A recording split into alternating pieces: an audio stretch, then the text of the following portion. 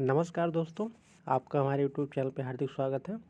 दोस्तों, हम लोग घटना चक्र 2022 में इंडियन पॉलिटी के जो है सेगमेंट कंप्लीट कर रहे हैं, जिसमें हम लोग उद्देशिका से पहले के जितने चैप्टर हैं वो हम लोग कंप्लीट कर चुके हैं। उसका जो है आपको वीडियो प्लेलिस्ट में मिल जाएगा, उसको आप देख सकते हैं। आज का सेशन हम लोग का उद्देशिका के नोट्स के साथ स्टार्ट करते हैं। तो पहला है इसमें पंडित जवाहरलाल नेहरू द्वारा संविधान सभा में 13 दिसंबर 1946 को उद्देश्य प्रस्ताव प्रस्तुत किया गया। 22 जनवरी 1947 को उद्देश्य प्रस्ताव को संविधान सभा द्वारा अंगीकृत किया गया। उद्देश्य प्रस्ताव को ही परिवर्तित करके संविधान की प्रस्तावना उद्देशिका बनाई गई। तो 13 दिसंबर 1946 को जो उद्देश्य प्रस्ताव पंडित जवाहरलाल नेहरू ने रखा था, वही आगे जाके उद्देशिका या प्रस्तावना बनी। ठीक, 42वें संविधान संशोधन अधिनियम द्वारा 1976 में उद्देशिका में 3 शब्द जोड़ा गया: समाजवादी, पंथ निरपेक्ष और अखंडता। ठीक,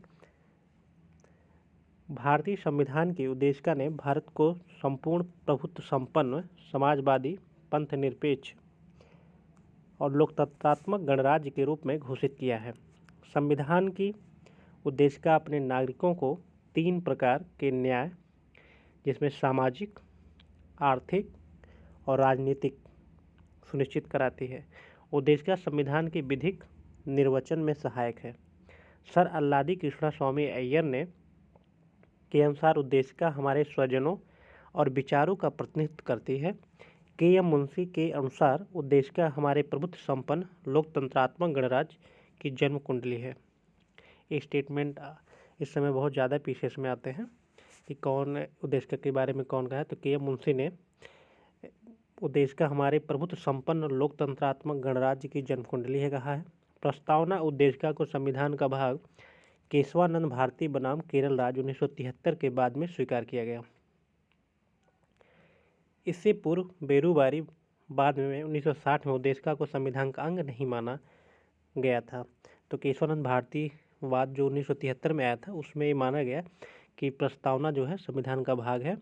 इसके पहले जो बेरूबारी बनाम भारत संघ था, उद्देशिका में इसको उद्देशिका को संविधान का भाग नहीं माना था। ठीक, केशवानंद भारती से माना गया। गोलकनाथ बनाम पंजाब राज्य 1967 में ये प्रकरण था। उद्देशिका को संविधान की मूल आत्मा कहा था। गोलकनाथ बनाम पंजाब राज्य 1967 में उद्देशिका को संविधान की मूल आत्मा कहा है। ठीक, मुंबई बनाम यूनियन ऑफ इंडिया के 1994 में आया था। उच्चतम न्यायालय ने यह अवधारणा पुनः स्पष्ट की कि उद्देशिका संविधान का भाग है तथा पंथ निरपेक्षता संविधान का मूल लक्षण है। उद्देशिका की प्रकृति न्याय योग्य नहीं है। इसका मतलब ये है कि इसे हम कि उसके अधिकारों को लेके हम कोर्ट में नहीं जा सकते। तो उद्देशिका की प्रकृति न्याय योग्य नहीं है। प्रस्तावना में विचार, अभिव्यक्ति, विश्वास, धर्म और उपासना की स्वतंत्रता की बात की गई है। इसमें प्रतिष्ठा, अवसर की समता उल्लिखित है। प्रस्तावना को संविधान की आत्मा कहा जाता है। बी.आर. अम्बेडकर ने संवैधानिक उपचारों के अधिकार को संविधान की आत्मा और हृदय माना है। के.एम. मुंशी ने उद्देशिका को राजनीतिक जनपत्री कहा है। इसी प्रकार सुभाष कश्यप ने कहा है कि संविधान शरीर है तो प्रस्तावना उसकी आत्मा, प्रस्तावना आधारशिला है तो संविधान उस पर खड़ी अट्टालिका। बी.आर. अम्बेडकर ने संविधान को एक पवित्र दस्तावेज कहा है। ठीक, तो इसमें जो है इसके पहले जो नोट्स था, उन नोट्स हम लोग कंप्लीट कर चुके हैं। अब इस पे आधारित जो भी प्रश्न आए हैं अभी तक, उद्देशिका से संबंधित जो भी प्रश्न आए हैं पीसीएस एग्जाम में, उसको हम लोग देखते हैं। पहला क्वेश्चन है, इसमें उद्देशिका को ही लिख के डाल दिया है: हम भारत के लोग भारत को एक संपूर्ण प्रभुत्व संपन्न समाजवादी पंथ निरपेक्ष लोकतंत्रात्मक गणराज्य बनाने के लिए तथा उसके समस्त नागरिकों को सामाजिक, आर्थिक और राजनीतिक न्याय, विचार, अभिव्यक्ति, विश्वास, धर्म और उपासना की स्वतंत्रता, प्रतिष्ठा और अवसर की समता प्राप्त कराने के लिए तथा उन सब में व्यक्ति की गरिमा, राष्ट्र की एकता और अखंडता सुनिश्चित करने वाली बद्धता बढ़ाने के लिए दृढ़ संकल्प होकर अपनी संविधान सभा में आज पूछा है किस डेट को, तो 26 नवंबर 1949 कोएत्तर द्वारा इस संविधान को अंगीकृत, अधिनियमित और आत्मार्पित करते हैं। इसमें बी ऑप्शन सही है। ठीक, एक्स की जगह जो है 26 नवंबर हो जाएगा। अगला क्वेश्चन है, भारतीय गणराज्य 26/1/1950 को सही संवैधानिक वस्तुस्थिति क्या थी जब संविधान लागू किया गया? तो इसमें संपूर्ण प्रभुत्व संपन्न लोकतंत्रात्मक गणराज्य था, जबकि इसमें धर्मनिरपेक्ष दिया है जो कि 42वें संविधान संशोधन से जोड़ा गया था, समाजवादी भी दिया गया था। तो ये जो है सबसे सही आंसर सी होगा। 26/1/1950 को भारतीय गणराज्य की संवैधानिक वस्तुस्थिति भारतीय संविधान की तात्कालिक उद्देशिका के अनुसार संपूर्ण प्रभुत्व संपन्न लोकतंत्रात्मक गणराज्य की थी। समाजवादी, पंथनिरपेक्ष और अखंडता शब्द इसमें 42वें संविधान संशोधन अधिनियम 1976 की धारा 2 द्वारा जोड़े गए थे। 26 जनवरी 1950 को भारत की वास्तविक संवैधानिक स्थिति क्या थी? तो बी ऑप्शन हो जाएगा, संपूर्ण प्रभुत्व संपन्न लोकतंत्रात्मक गणराज्य। ठीक,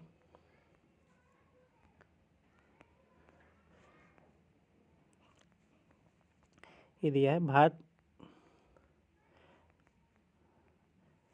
अगला क्वेश्चन है, भारत के संविधान में निर्माताओं का मत निम्नलिखित में से किसमें प्रतिबिंबित होता है?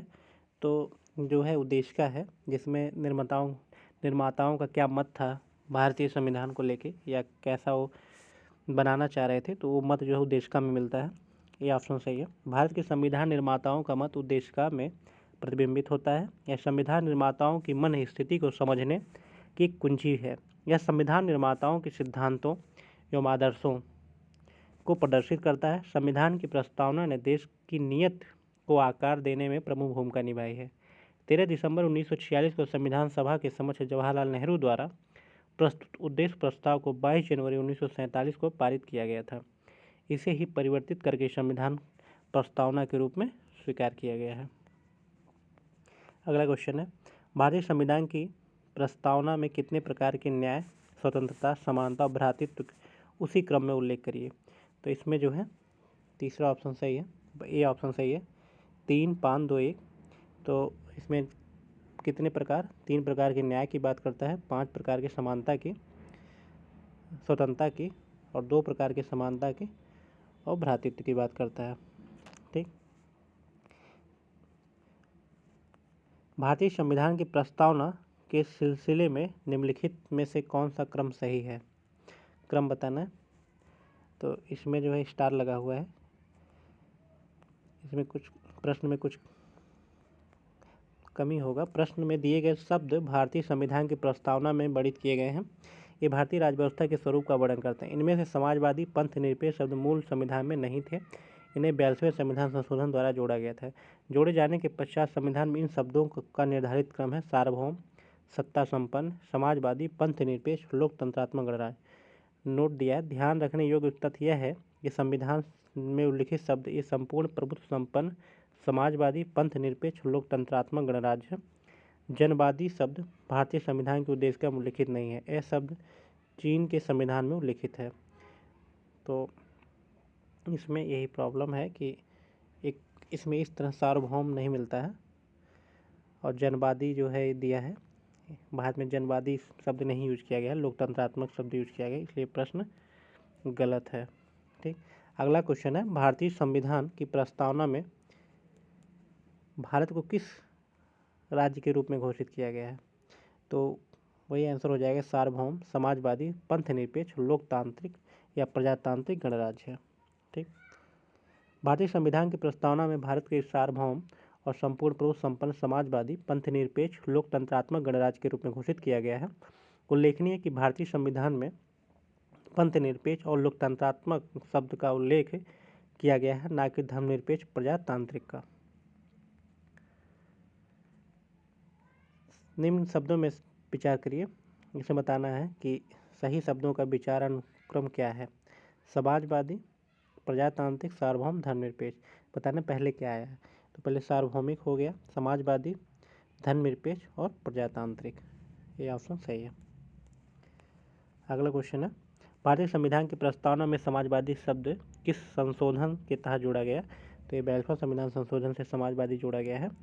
इसमें 3 शब्द जोड़े गए थे, समाजवादी, पंथनिरपेक्ष, अखंडता, और 42वां संविधान संशोधन 1976 में किया गया था। ठीक, अगला क्वेश्चन है, निम्न में से कौन सा 42वें संविधान संशोधन के माध्यम से भारत के संविधान की प्रस्तावना में जोड़ा गया? तो इसमें समाजवाद और पंथनिरपेक्ष 2 शब्द जोड़ा गया। ठीक, 11वां भारतीय संविधान की प्रस्तावना में धर्मनिरपेक्ष और समाजवादी शब्द जोड़े गए थे, 42वें संविधान संशोधन से जोड़े गए थे। सी ऑप्शन सही है। अगला क्वेश्चन है, निम्नलिखित में से कौन भारत को धर्मनिरपेक्ष राज्य वर्णित करता है? तो धर्मनिरपेक्ष राज्य जो है राज्य भारत संविधान की प्रस्तावना करती है, उद्देश्य का जिसे कहा जाता है। बी ऑप्शन सही है।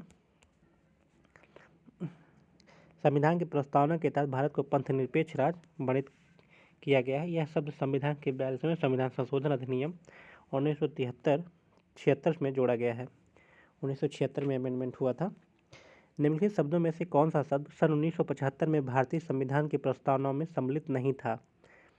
ठीक है, बताना है क्या शब्द 1975 में भारतीय संविधान में नहीं था। तो वही जो है जो अमेंडमेंट करके 300 जोड़े गए थे, समाजवादी, पंथनिरपेक्ष और अखंडता।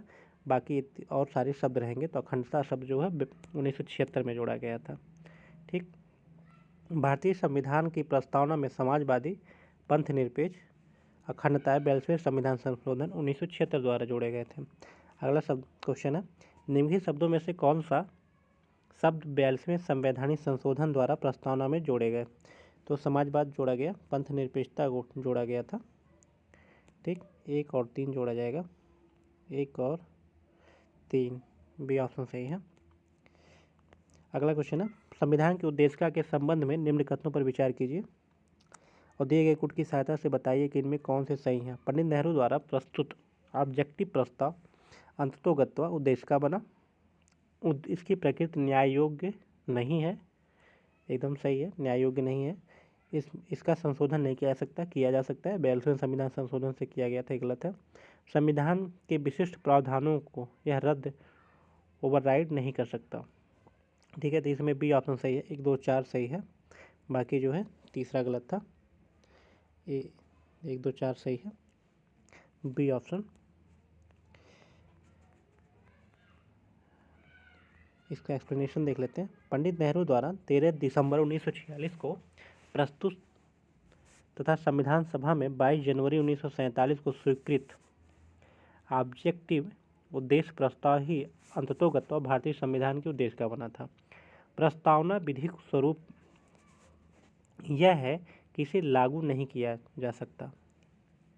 ठीक, इसकी प्रकृति न्याय योग्य नहीं है, यद्यपि संविधान के विशिष्ट प्रावधान को यह रद्द नहीं कर सकती तथा केशवानंद भारती मामले में सर्वोच्च न्यायालय के निर्णय के अनुसार संविधान की उद्देशिका का उपयोग संविधान के अस्पष्ट क्षेत्रों की व्याख्या करने में किया जा सकता है। उद्देशिका में संशोधन संभव है तथा 42वें संविधान संशोधन 1976 द्वारा इसमें समाजवादी, पंथनिरपेक्ष एवं अखंडता शब्द जोड़े गए थे। उद्देशिका संविधान के स्पष्ट प्रावधानों को रद्द नहीं कर सकती। इसका उपयोग भ्रम को दूर करने में किया जा सकता है। उद्देशिका का उपयोग इस निष्कर्ष के समर्थन में किया जाता है कि संविधान के मूल ढांचे में कोई परिवर्तन नहीं किया गया है।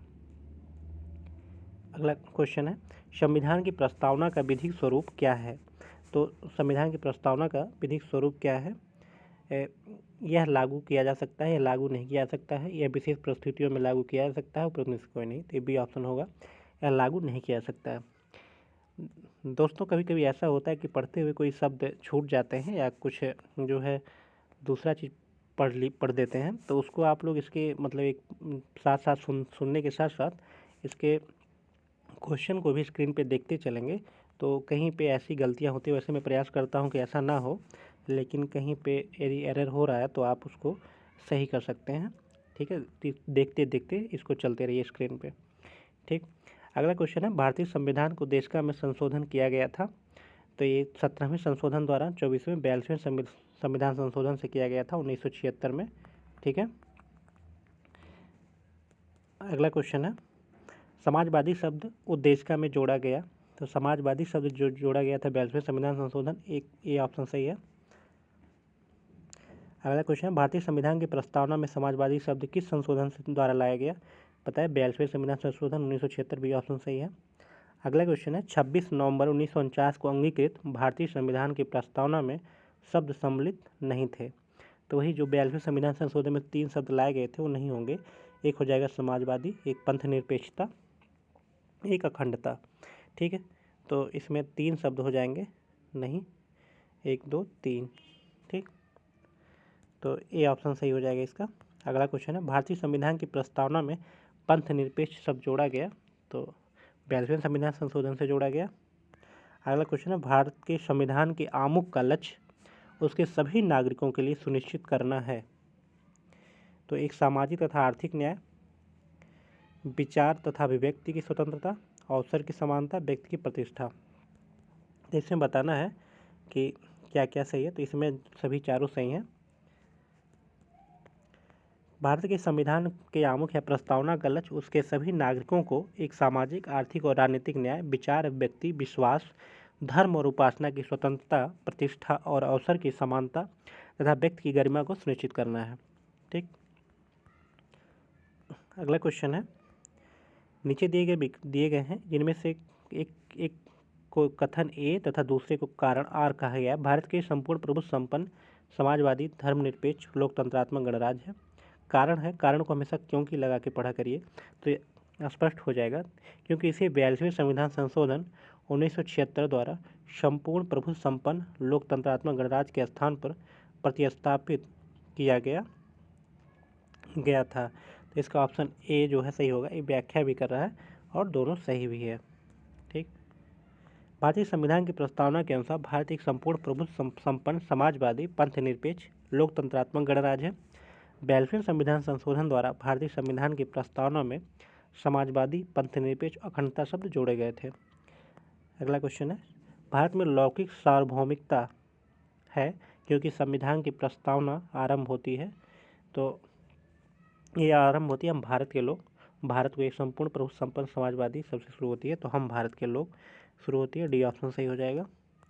भारतीय संविधान की प्रस्तावना हम भारत के लोग शब्दों से शुरू होती है, अतः भारत में लौकिक सार्वभौमिकता है। इसका अर्थ है जनता सर्वशक्तिमान है और किसी बाह्य सत्ता के अधीन नहीं है।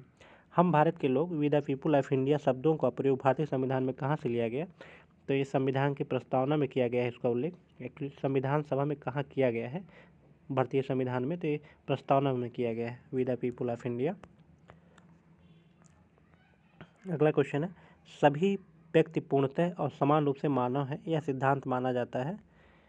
सभी व्यक्ति पूर्णतः समान रूप से और मानव है, इस सार्वभौमिकता का सिद्धांत है। सभी व्यक्ति पूर्णतः और समान रूप से मानव है, यह सिद्धांत सार्वभौमिकतावाद के नाम से जाना जाता है। इस सिद्धांत के अनुसार सभी व्यक्तियों को उनके मानव अधिकार समान रूप से बिना किसी विभेद के उपलब्ध होने चाहिए। अगला क्वेश्चन है भारत के संदर्भ में निम्न में से कौन धर्मनिरपेक्ष शब्द का सही भाव व्यक्त करता है? तो इसमें भारत के राज्य में कोई धर्म नहीं है, ये इसका सही है भारत के बारे में कि धर्मनिरपेक्षता भारत की यही है कि जो है भारत के जो राज्य हैं, भारत का राज्य है जो है, भारत एक राज्य है तो उसका कोई धर्म नहीं है, स्टेट का कोई भी रिलीजन नहीं होता है, वो इसके बारे में सही है। भारत के पंथ निरपेक्ष धर्मनिरपेक्ष राज्य होने का सही भाव यह है कि भारत में राज्य कोई धर्म नहीं है, तदनुसार सभी धर्मों का राज्य द्वारा समान पर से अपेक्षित है। निम्नलिखित में से कौन सा शब्द भारतीय संविधान की प्रस्तावना में उल्लेखित नहीं है? तो इसमें संघीय शब्द नहीं उल्लेखित, जबकि संप्रभुता, लोकतंत्रात्मक, पंथ निरपेक्ष ये सारे शब्द हैं उद्देशिका में, संघीय शब्द नहीं दिया गया है। तो भारतीय संविधान की प्रस्तावना में शामिल महत्वपूर्ण शब्द संपूर्ण प्रभुत्व संपन्न समाजवादी पंथ निरपेक्ष लोकतंत्रात्मक गणराज्य न्याय स्वतंत्रता समता बंधुता, परंतु संघीय या फेडरल शब्द का उल्लेख संविधान में कहीं नहीं है, बल्कि पूरे संविधान में नहीं है, उद्देशिका की बात नहीं। जबकि जो संविधान के आर्टिकल 1 है उसमें यूनियन शब्द का उल्लेख किया गया है, फेडरल शब्द का नहीं किया गया। निम्नलिखित में से कौन सा भारत के संविधान की उद्देशिका में नहीं है? तो उद्देशिका में समाजवादी प्रभुता संपन्न भी है, पंथ निरपेक्ष, लोक कल्याण नहीं है, तो डी ऑप्शन सही हो जाएगा। अगला क्वेश्चन है इसका एक्सप्लेनेशन दिया है कि भारतीय संविधान की उद्देशिका प्रस्तावना में लोक कल्याण शब्द का उल्लेख नहीं है। प्रस्तावना में प्रभुत्व संपन्न समाजवादी पंथ निरपेक्ष लोकतंत्रात्मक गणराज्य शब्द का उल्लेख किया गया है। अतः विकल्प डी हो जाएगा। भारतीय संविधान, अगला क्वेश्चन है, भारतीय संविधान की प्रस्तावना में निम्नलिखित में से किस स्वतंत्रता का वर्णन नहीं है? तो विचार, व्यक्ति, धर्म और उपासना की स्वतंत्रता का बात है, आर्थिक स्वतंत्रता की बात नहीं की गई है, तो डी ऑप्शन हो जाएगा। भारतीय संविधान की प्रस्तावना में सामाजिक, आर्थिक और राजनीतिक न्याय, अभिव्यक्ति, विश्वास, धर्म और उपासना की स्वतंत्रता तथा प्रतिष्ठा और अवसर की समानता का वर्णन करता है, परंतु आर्थिक स्वतंत्रता इसमें उल्लेख नहीं है। ठीक, अगला क्वेश्चन है, निम्नलिखित में से कौन भारतीय संविधान की प्रस्तावना में उल्लेखित नहीं है? तो सामाजिक न्याय, राजनीतिक न्याय, आर्थिक न्याय, धार्मिक न्याय का शब्द, धार्मिक न्याय जो है उल्लेखित नहीं है। अगला हो जाएगा, अगला क्वेश्चन, संविधान की प्रस्तावना के बारे में कौन सा कथन सही है? तो प्रस्तावना के बारे में पहला है कि समाजवादी धर्मनिरपेक्ष शब्द 1950 में लागू संविधान के अंग नहीं थे, एकदम सही है। 1976 में जो है 42वें संविधान संशोधन से आए थे, यही सही है। बाकी है उक्त शब्द 1977 के संशोधन द्वारा जोड़ा गया, नहीं, 85 में संशोधन नहीं, 76 में जोड़ा गया है। और उस शब्द संविधान की प्रस्तावना के अंग नहीं है, तो ये तीनों गलत हो जाएगा, केवल ये ऑप्शन सही है। अगला क्वेश्चन है, इसका एक्सप्लेनेशन दिया है कि समाजवादी धर्मनिरपेक्ष पंथ निवेश शब्द 1950 में लागू मूल संविधान का अंग नहीं थे। ये शब्द 1976 में 42वें संविधान संशोधन के अधिनियम धारा 2 से जोड़े गए हैं। ठीक, भारतीय संविधान का कौन सा भाग संविधान की आत्मा कहलाता है? संविधान की आत्मा उद्देशिका को कहा जाता है। ठीक, कई एग्जाम में प्रश्न आए, कितना रिपीट हुआ है देख सकते हैं। भारतीय संविधान की उद्देशिका का संविधान की आत्मा कहा जाता है उद्देशिका को। के.एम. मुंशी ने इसे राजनीतिक जनपत्री कहा है। सुभाष कश्यप ने इसे संविधान शरीर है, तो प्रस्तावना उसकी आत्मा, प्रस्तावना पर आधारशिला है, तो संविधान उस पर खड़ी है, अट्टालिका है। नोट, लोक सेवा आयोग ने उत्तर प्रदेश ने भी इस प्रश्न का उत्तर उद्देशिका माना है। ज्ञातव्य कि डॉक्टर बी.आर. अम्बेडकर ने संवैधानिक उपचारों के अधिकार को संविधान की आत्मा हृदय कहा है, अतः डी, यदि अम्बेडकर के संदर्भ में देखेंगे तो प्रश्न में इसका उत्तर डी हो जाएगा। ठीक, संवैधानिक उपचार का यदि अधिकार देखेंगे जो अम्बेडकर बोले हैं तो हो जाएगा, बाकी जो है कई लोग उसको उद्देशिका को बोले हैं आत्मा। अगला क्वेश्चन, निम्नलिखित में किसने भारतीय संविधान की प्रस्तावना को हमारे संप्रभु प्रजातांत्रिक गणराज्य की जन्म कुंडली कहा है? तो के.एम. मुंशी ने जन्म कुंडली कहा है। ठीक, डी ऑप्शन सही हो जाएगा। के.एम. मुंशी ने भारतीय संविधान की प्रस्तावना को हमारे संप्रभु प्रजातांत्रिक गणतंत्र की जन्म कुंडली कहा। अगला क्वेश्चन है, संविधान के एक पवित्र दस्तावेज किसने कहा है? तो बी.आर. अम्बेडकर ने एक पवित्र दस्तावेज कहा संविधान को। बी.आर. अम्बेडकर ने भारतीय संविधान को एक पवित्र दस्तावेज कहा है। 29 अगस्त 1947 को संविधान सभा ने बी.आर. अम्बेडकर की अध्यक्षता में 7 सदस्यीय प्रारूप समिति का गठन किया था। किस बात के फैसले में सर्वोच्च न्यायालय ने सर्वप्रथम घोषित किया कि उद्देशिका संविधान का हिस्सा नहीं है? तो ये जो है बेरुबारी में कहा था कि बेरुबारी जो है कि उद्देशिका संविधान का अंग या संविधान का हिस्सा नहीं है, केशवानंद भारती में से हिस्सा माना गया था। ठीक है, बेरुबारी यूनियन के बाद में 1960 का एक केस था, सर्वोच्च न्यायालय सर्वप्रथम घोषित किया उद्देशिका प्रस्तावना या संविधान का अंग नहीं है। केशवानंद भारती बनाम केरल राज्य में बाद जो था 1973 का, उसमें सर्वोच्च न्यायालय ने उपयुक्त निर्णय को पढ़ते उद्देशिका को प्रस्तावना का संविधान का भाग माना था। अगला क्वेश्चन है, निम्नलिखित में से किस वाद में उच्चतम न्यायालय ने धारणा प्रस्तुत की कि उद्देशिका संविधान का भाग है? तो संविधान का भाग है, ये केशवानंद भारती वाद से हुआ था, या इसमें केशवानंद भारती ने दिया मुंबई बनाम यूनियन ऑफ इंडिया, इसमें भी अपने उसी जो है उसी डिसीजन को, उसी आदेश को इसने बोला था कि संविधान उद्देशिका का भाग है, तो मुंबई बनाम यूनियन ऑफ इंडिया भी हो जाएगा, सी ऑप्शन। प्रश्नगत वादों में मुंबई बनाम यूनियन ऑफ इंडिया के मामले में उच्चतम न्यायालय ने कहा कि उद्देशिका संविधान का भाग है तथा पंथ निरपेक्षता संविधान का मूल लक्षण। केशवानंद भारती बनाम केरल राज्य के मामले में बहुमत से दिए गए निर्णय में उद्देशिका का संविधान का भाग माना गया था। ठीक, निम्नलिखित में से किसमें सर्वोच्च न्यायालय ने प्रस्तावना को भारतीय संविधान की मौलिक संरचना का भाग स्वीकार किया? तो इसमें केशवानंद भारती वाद था, केशवानंद भारती, डी ऑप्शन से हो जाएगा। केशवानंद भारती बनाम केरल राज्य 73 का एक केस था, सर्वोच्च न्यायालय ने प्रस्तावना उद्देशिका को भारतीय संविधान की मौलिक संरचना का भाग स्वीकार किया। सर्वोच्च न्यायालय के शब्दों में हमारे संविधान का प्रसाद उद्देशिका में बड़ी बुनियादी तत्वों पर खड़ा है। यदि इनमें से किसी भी तत्व को हटा दिया जाए तो सारा ढांचा ही ढह जाएगा, अर्थात संविधान वही नहीं रह जाएगा, अर्थात अपना व्यक्तित्व व पहचान खो देगा। तो ये जो है महत्वपूर्ण भाग माना है इसको उद्देशिका को। भारतीय संविधान की प्रस्तावना में जिन आदर्शों एवं उद्देश्यों की रूपरेखा दी गई है उनकी व्याख्या की गई है। तो उसमें जो है सी ऑप्शन सही हो जाएगा। मूल अधिकार, राज्य की नीति सिद्धांत एवं मौलिक कर्तव्यों के अध्याय में जो है आदर्शों एवं उद्देश्यों की रूपरेखा दी गई है। भारतीय संविधान की प्रस्तावना संविधान के उद्देश्यों को प्रतिबिंबित करती है। संविधान का मुख्य उद्देश्य भारतीय जनता को सामाजिक, आर्थिक और राजनीतिक न्याय तथा विचार, अभिव्यक्ति, विश्वास, धर्म और उपासना की स्वतंत्रता एवं प्रतिष्ठा और अवसर की समानता प्राप्त कराना है। व्यक्ति का उत्कर्ष कहीं संपूर्ण राष्ट्र की उत्कर्ष में बाधक न बन जाए, इसलिए संविधान में बंधुत्व की भावना पर भी बल दिया गया है। इस प्रकार प्रस्तावना में जिन आदर्शों एवं उद्देश्यों की रूपरेखा दी गई है उनकी व्याख्या संविधान में आगे मूल अधिकारों, राज्य की नीति निर्देशक सिद्धांतों तथा मौलिक कर्तव्यों के अध्याय में की गई है। निम्नलिखित में से कौन सा एक भारतीय संविधान के उद्देश्यों को प्रतिबिंबित करता है? तो हो जाएगा संविधान की प्रस्तावना। ठीक, भारत के संविधान के उद्देशिका में कितने प्रकार के न्याय की व्यवस्था की गई है? तो इसमें जो है 3 प्रकार के न्याय की व्यवस्था की है। सामाजिक, आर्थिक और राजनीतिक न्याय की बात की गई है भारतीय उद्देशिका में। संविधान के उद्देशिका में सामाजिक न्याय से तात्पर्य है कि प्रत्येक नागरिक के साथ जाति, रंग, धर्म, लिंग के आधार पर बिना कोई भेदभाव के समान व्यवहार किया जाएगा। आर्थिक न्याय का तात्पर्य है कि आर्थिक आधार पर किसी के साथ भेदभाव ना होना। और राजनीतिक न्याय का अर्थ है कि प्रत्येक नागरिक को समान राजनीतिक अधिकार प्राप्त होंगे।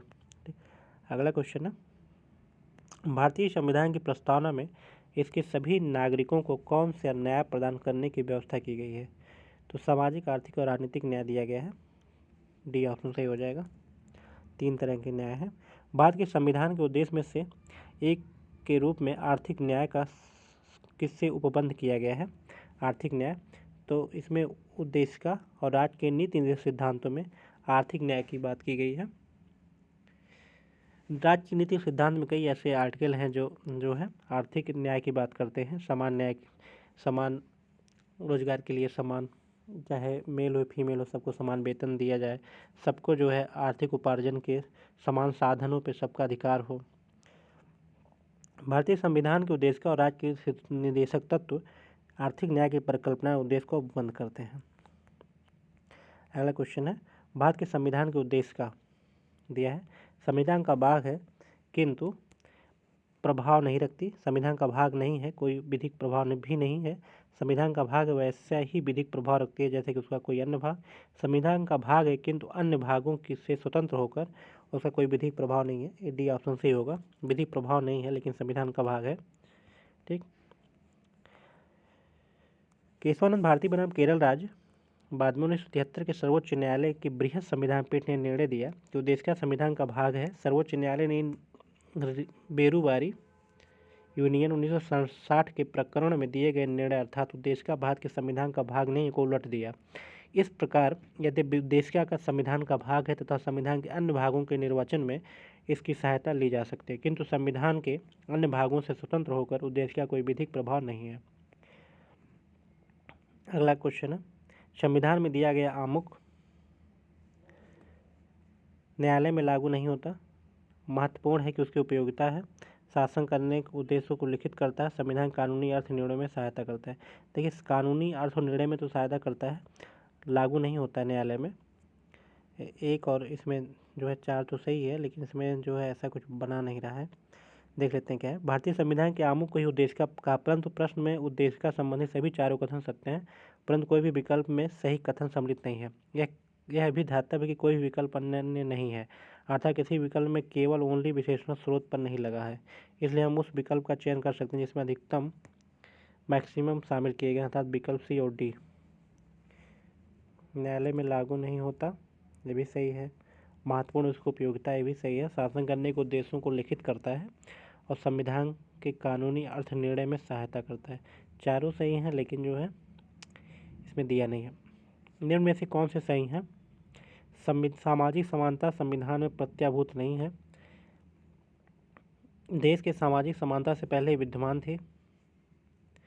सामाजिक समानता संविधान में प्रत्याभूत है। सी ऑप्शन इसका सही है। संविधान के अनुच्छेद 14 से 18 के तहत समानता के अधिकार को विभिन्न प्रावधानों के तहत सामाजिक समानता प्रत्याभूत की गई है। संविधान की प्रस्तावना में भी सामाजिक न्याय प्राप्त कराने की बात कही गई है। दोस्तों, इसमें उद्देशिका से संबंधित जो भी नोट्स थे या प्रश्न जो भी आए थे अभी तक विगत वर्षों में, वो कंप्लीट हो चुके हैं। अब इसमें शासन प्रणाली है, चैप्टर बड़ा है तो इसको हम लोग कई पार्ट में करेंगे पूरा शासन प्रणाली को।